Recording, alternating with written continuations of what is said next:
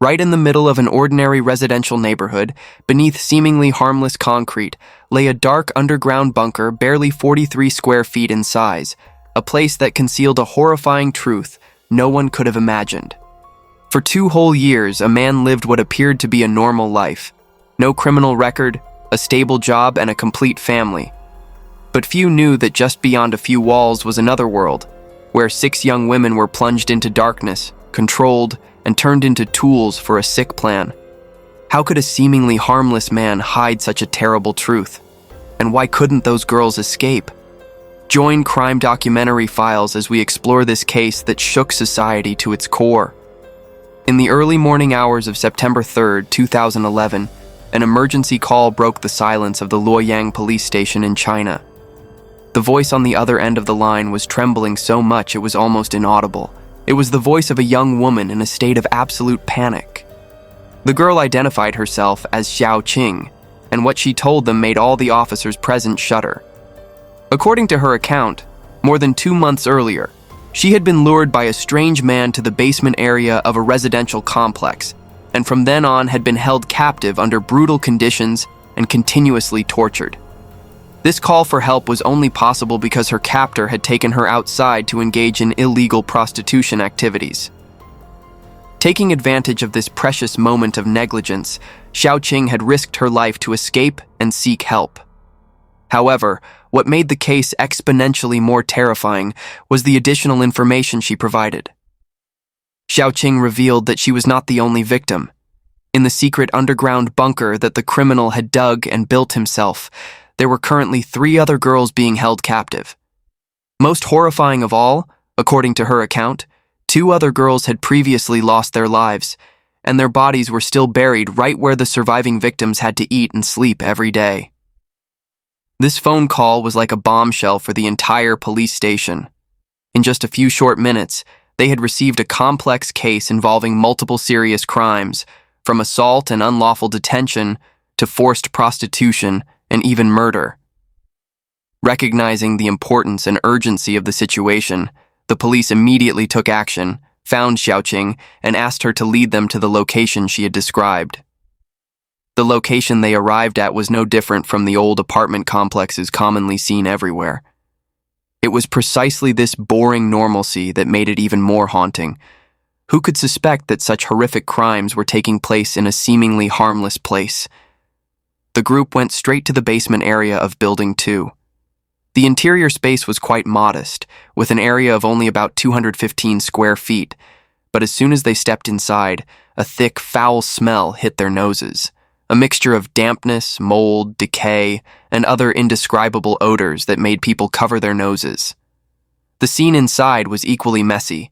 Old leather sofas scattered about, a crude wooden table with a desktop computer, and notably, a webcam mounted on it. However, when scanning the basement space, they saw no sign of the 3 girls Xiao Qing had mentioned. But looking into Xiao Qing's panicked eyes and trembling gestures, the officers realized she wasn't making this up. With their experience, they recognized that the truth might be hidden deeper than what the naked eye could see. The officers began moving every piece of furniture in the room. When they moved the computer desk and surrounding items, an amazing discovery appeared before their eyes. Hidden deep in the dark corner of the basement was a glass door that had been completely concealed. When this door was opened, it revealed a deep, dark hole, black as the mouth of hell. Even a flashlight beam couldn't penetrate its true depth. The hole had a diameter of only about 20 inches. Narrow enough to create a suffocating feeling, but still allowing an adult to crawl through. This was not a natural hole. Inside, there was a carefully installed iron ladder, a ventilation pipe extending from deep within, and even handrails fixed in place.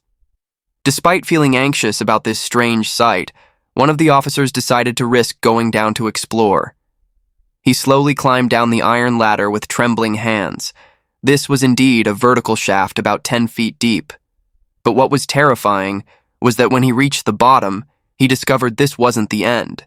Instead, the vertical shaft connected to a horizontal tunnel, also plunged in absolute darkness with no light source, creating a haunting atmosphere that made people feel afraid. Although feeling uneasy about the terrifying darkness ahead, thinking of the three girls who might be in danger, the officer overcame his fear, gritted his teeth, and determinedly moved forward.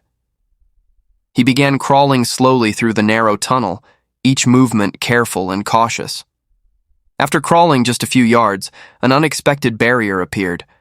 It was a solid iron door. When he opened this door, he saw behind it was still a dark tunnel stretching on, making him even more confused. Strangely, this situation repeated itself suspiciously. After just a short distance, a second iron door appeared, and when opened, the scene was exactly the same as before. Then came the third door, the fourth. Each time he opened a door, he saw another door standing in front, as if stepping into a skillfully designed maze. What was notable was the installation method of these doors. All were firmly attached to the walls with thick, solid iron chains. Especially, all the locks were placed on the outside, meaning anyone locked inside would be completely unable to see or access the locks. After completing this arduous exploration, the police tallied up and discovered a terrifying truth. In the horizontal tunnel section, only 15.4 feet long, there were 5 iron doors installed tightly, plus an iron gate at the end, creating a multi-layered defense system that made escape nearly impossible. When the exhausted officer placed his hand on the final door, preparing for a confrontation with the unknown behind it, an unexpected sound rang out from the other side of the iron door. It was the thin voice of a woman, weak but containing a strange eagerness. "Big brother, you're finally back." The way she called him Big Brother and that waiting tone made the officer feel puzzled. Immediately after, the sound from inside became more lively with chattering voices, even some light arguing, clearly showing this wasn't just one person. The girls held captive inside had no idea that the person coming this time wasn't the one who had locked them there. The final door slowly opened, and the flashlight beam shone into the dark space inside. At that moment of confrontation, when the 3 girls saw the police uniform instead of the familiar figure of Big Brother, their expressions suddenly changed completely. From joyful anticipation, they shifted to complete shock, their eyes wide as if they couldn't believe what they were seeing. After a few seconds of absolute silence, as if time had stopped, the 3 girls simultaneously burst into tears. Thus, all 4 girls were rescued. The environment in the underground bunker truly shocked the police. During the investigation, police discovered the underground bunker used for imprisonment was really too small. The area was less than 43 square feet, with a height of only about 8 feet. At 3.6 feet from the ground, wooden boards divided it into upper and lower levels. The upper level was where the 4 girls slept. The lower level held some daily necessities: gas cylinders, pots and pans, instant noodles, oil, salt. Although the area was very small, the items inside were quite complete. The pipe visible when first opening the glass door in the main basement was connected to the underground bunker, over 23 feet long, to provide air for the girls. Even so, the air in the underground bunker was still unbearably toxic. You can imagine, a place underground, less than 43 square feet, already damp and moldy, with 4 people living there for years. Body odors, waste smells, and cooking odors all mixed together. The feeling inside was unimaginable. Electricity was also supplied to the underground bunker, and inside there was a laptop and several books. The computer and books all showed clear signs of use. Perhaps the girls in the underground bunker used them to kill time when bored. At the same time, police also searched the underground bunker and found condoms, broadband installation orders, bank account transaction lists, phone top-up lists, handcuffs, hospital health examination papers, abortion request forms. All bore information and account details of the person involved. The hospital health examination papers and abortion request forms showed that under the long-term torture of Big Brother, one girl had become pregnant, and Big Brother had taken her to the hospital for an abortion. In addition, following the clues Xiaoqing provided, police began digging for the 2 bodies that had been buried. Due to the cramped space of the underground bunker, the first body was quickly found in a corner of the bunker, From the degree of decomposition of the body, it was clear the victim had been dead for quite some time, with handcuffs still on her left wrist, obviously having been tortured while alive. The second body had been mixed with concrete in the underground bunker. All 6 girls were accounted for. The living were found alive, the dead were found as corpses. So who was this mysterious big brother that the girls mentioned with a mixture of fear and strange anticipation? What kind of person could have such a perverted psychology to create such an earthly hell? And more terrifyingly, how could they commit such brutal acts without anyone knowing? The police's cordoning off and meticulous examination of the scene quickly attracted the attention of the entire residential community. The residents, accustomed to peaceful, monotonous lives, suddenly found themselves living next to a horrifying secret they could never have imagined. Rumors and curiosity spread quickly from house to house. During the initial investigation, many neighbors provided valuable information. They recalled that there was often a man in his 30s named Lee Howe who frequented this basement area. However, what surprised everyone was that this person always appeared normally, without any suspicious behavior. The basement where these horrific crimes took place was actually registered under the name of a young woman, and this woman was none other than Lee Howe's wife. After cross-referencing information from various sources, police were able to confirm the identity of the main suspect. Lee Howe, born in 1977, was 34 years old when the case occurred. His background at the time seemed quite normal. Graduated from technical school, had served in the fire department with good performance, and after discharge had moved to work at the local urban management agency. On paper, he was completely a model citizen. In the eyes of colleagues, Lee Howe was a reliable employee with a serious work attitude and was quite positively evaluated by everyone. His appearance was also ordinary. He had recently married a wife much younger than himself. The couple had their own house locally and a young son who was just over a year old when the case occurred. His wife was a full-time mother who didn't work, but spent all her time caring for their small child and managing household affairs. If judged only from the outside, Lee Howe was the epitome of a healthy man in society, with a stable job, happy family, and no criminal record. He was the type of person you could encounter anywhere. It was precisely this boring normalcy that made his crimes even more terrifying. Because who could suspect that behind such a harmless appearance lay such a monster? With irrefutable evidence collected, police immediately issued a nationwide manhunt for Lee Howe. However, he had prepared in advance. As soon as he discovered that Xiaoqing had successfully escaped, Lee Howe realized his end was near. With survival instinct, he had hurriedly gone to his sister's house to confess and ask for a small sum of money, hoping to flee far away to escape the reach of justice. But no matter how well Lee Howe had prepared, the law still found him.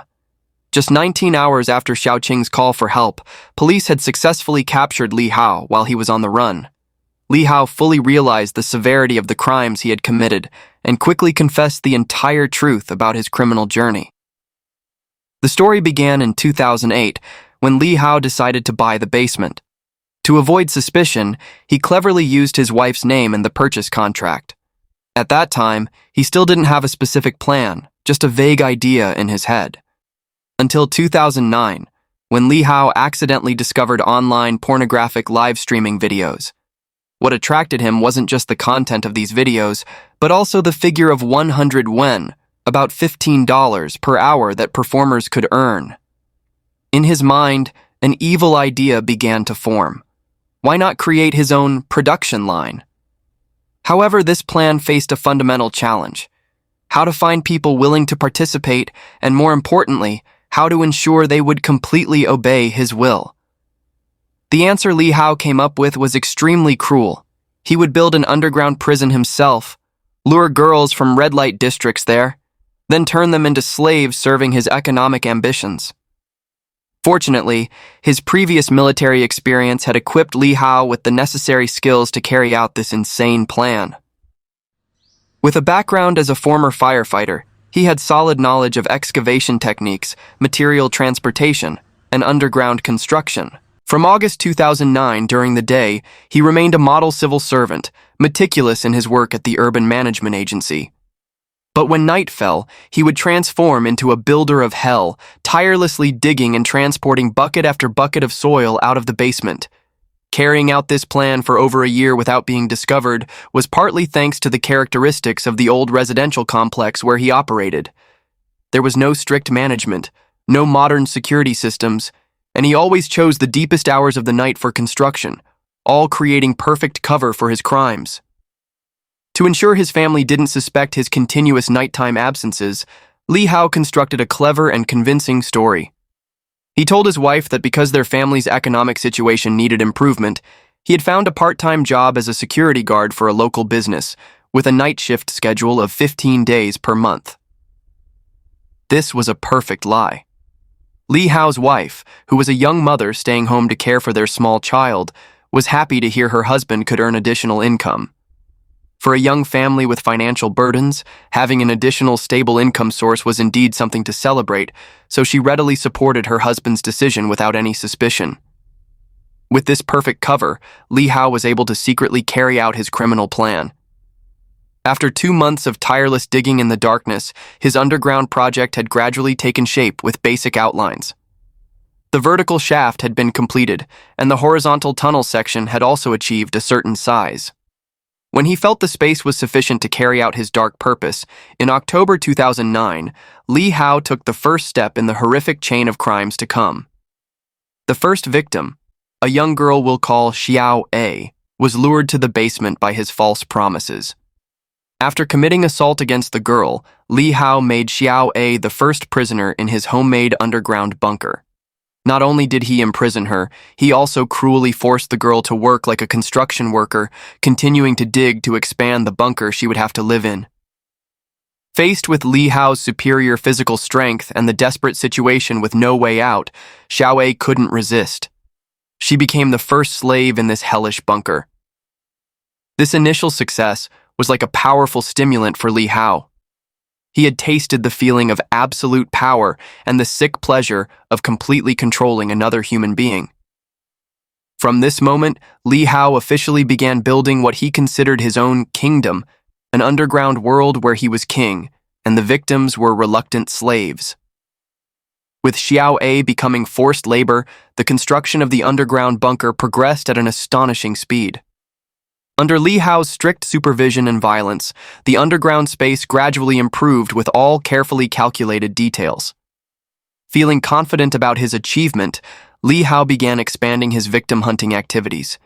He became a predator regularly appearing in nighttime entertainment areas, from noisy karaoke bars to shady massage parlors. With his ordinary appearance and skillful disguise abilities, Li Hao sought out girls in difficult circumstances, those easily lured by promises of work or money. Once he had lured them to his lair, he would use violence to turn them into prisoners in the dark, damp, and cold bunker. A total of 6 girls became victims of Li Hao, all having to endure systematic and regular abuse and mistreatment. Natural survival instincts drove the girls to constantly seek opportunities to escape from this hell. When Xiao B, the second victim, was brought into the underground bunker, Xiao A gained a companion with shared circumstances. Taking advantage of Li Hao's inability to be present continuously for supervision, the 2 girls spent most of their free time discussing and planning for an escape that could determine their fate. However, harsh reality quickly shattered those fragile hopes. The underground bunker was designed like an impregnable fortress with a complex system of vertical and horizontal shafts, 20 feet deep from ground level. Particularly terrifying was the system of 7 iron doors installed consecutively, creating a deadly maze. Even if they screamed with all their strength, their cries couldn't penetrate the thick layers of earth and iron doors to reach anyone outside. On one fateful day, when Li Hao once again descended into the underground bunker to carry out his usual brutal acts, Xiao A decided to seize the last opportunity to fight back. When he was turning his back and off guard, the girl mustered all her remaining strength, grabbed a high-heeled shoe, and swung it hard at the back of his head. However, how could the frail body of a girl who had been tortured for a long time match the strength of a healthy man? Instead of creating an opportunity to escape, this brave action awakened the monster in Li Hao. His rage erupted violently. He turned around with eyes full of hatred and began punching and kicking Xiao's weak body. The girl gradually weakened, breathing became difficult, and finally only weak final breaths remained. With cold cruelty, Li Hao ordered Xiao Bi to finish off her companion's life. Under the pressure of threats and extreme fear, Xiao Bi had to do something she never imagined she could do. Xiao's death marked a dark turning point in the underground bunker. Her body was buried right in the corner of the room where the others had to continue living. From that day, Xiao Bi lived in extreme torment and fear of Li Hao. Later, she would always tell the tragic story of Xiao A to the girls who came later. These stories served as bloody warnings, making no one dare to think about resistance or escape anymore. From October 2009 until before the case occurred in 2011, 4 more girls were locked in the underground bunker. To facilitate the girls' lives in the bunker, Li Hao provided them with some daily necessities like books, computers, and DVDs for entertainment. Initially, Li Hao only brought food to the girls once every 2 days, keeping them hungry one meal and full the next, ensuring they had no strength to fight or run away.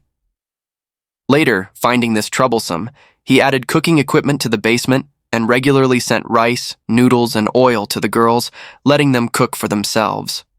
When leaving, Li Hao would take away their waste. During the long period of imprisonment and torture, the basement gradually formed a small society. Initially, the girls feared and hated Li Hao for his brutality, but later, they discovered that no matter how hard they tried, they definitely couldn't escape. They began to no longer hate Li Hao. Instead, they submitted to him from their hearts, even developing a kind of perverted worship psychology toward Li Hao. Toward Li Hao, they often called him husband or big brother. As soon as he stepped into the underground bunker, the girls would compete like a harem, wanting to serve him. The small favors Li Hao bestowed, such as snacks or books for the girls' entertainment, made them grateful. By this point, whoever could please Big Brother, well, was not only not something shameful, but actually became a symbol of being favored. This sick competitive atmosphere led to the second tragedy. With complete control over the victims, Li Hao became increasingly bold and cruel. Life in the underground bunker had turned into a bizarre stage where 5 girls constantly competed with each other to gain the privilege of serving the one who had turned them into slaves. During one escalating tension, an argument turned into physical violence when 2 girls began fighting each other. When Li Hao came down to the bunker and was informed about the incident, he realized that the instigator of the fight was the girl he had long considered defective goods. This girl, due to gynecological diseases, couldn't meet Li Hao's depraved demands and also couldn't be used to make money from prostitution. This had caused him to accumulate dissatisfaction for a long time. Seeing this as an opportunity to clean house, Li Hao revealed his truly demonic nature. With a terrifyingly cold expression, Li Hao not only tortured this unfortunate girl cruelly himself, but also ordered the remaining 4 girls to participate in killing their fellow victim. This wasn't just a simple murder, but a sophisticated and evil psychological strategy. By forcing all remaining victims to participate in the crime, Li Hao successfully turned them into accomplices. On one hand, this helped him control the increasing number of victims.